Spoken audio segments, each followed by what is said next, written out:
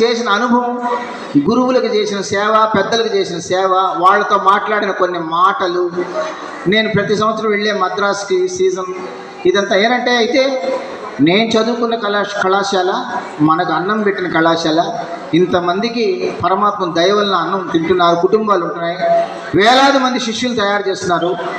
ఇది ఒక అద్భుతంగా ఉండాలి. ఏం మిగతా ఎక్కడెక్కడో పేరు వస్తుంది, మన కళాశాలకు మాత్రమే చిన్న ప్రయత్నం చేసిన అదే లెక్చరర్స్ చూడండి, వేరే ఎవరన్నా మారారా? ఇవి మొత్తం మన కళాశాలలో 36 మంది లెక్చరర్సు, పక్కన నాదస్వరం డోలు టీచర్స్ 11, 47 మంది కళాశాలలో. అద్భుతం. ఒక్కొక్కరు ఒక్కొక్క ప్రత్యేకత ఉంటుంది, ఒక్కొక్కరికి ఒక్కొక్క ప్రత్యేకత. నాకు తెలుసు ఆ విషయం.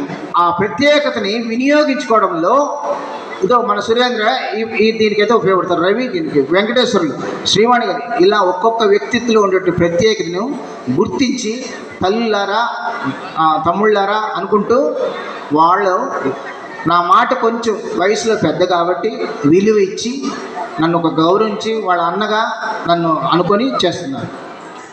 కాకపోతే రకరకాల స్టూడెంట్స్ జనరేషన్ మారిపోతుంది కదా ఇప్పుడుండే యుగంలో. ముందుకి ఇప్పటికి ఏంటంటే, ముందు పిల్లలు తిండి లేక ఒక్క పూట కన్నా పచ్చిపులుసు అన్నం తిని బతికేవాళ్ళు. అలాంటిది హాస్టల్ వచ్చింది, మంచి సౌకర్యాలు పెరిగాయి. మీరందరూ కూడా కనుక అద్భుతంగా సృష్టిస్తే కార్యక్రమాలు, మీకు ఇంట్రెస్ట్ క్రియేట్ చేయాలని నా ప్రయత్నం అంతే, వేరే ఏం కాదు. క్రేజ్ అంతా ఏంటంటే, మీలో సంగీతం ఎలా అయినా మనం పాడుకోవచ్చు, అందరికీ సంతోషాన్ని కలిగించాలా, ప్రతి స్టూడెంట్ మహా విద్వాంసులు కావాలి, అంతే. ఇదొక్కటే ఆశ, నాకు ఇంక వేరే ఏ ఆశ లేదు.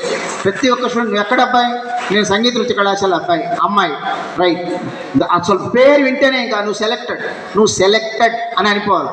అది నా ఆశ. ఆ రోజు కోసం ఎదురు చూస్తూ ఉంటాను ఎన్నాళ్ళైనా. అదే నా ఒక ఆశ. ఎంతమందికి సన్మానం చేసినందుకు అందరికీ పేరు పేరున కృతజ్ఞతలు, ధన్యవాదాలు అర్పించుకుంటున్నాం. మా చెల్లి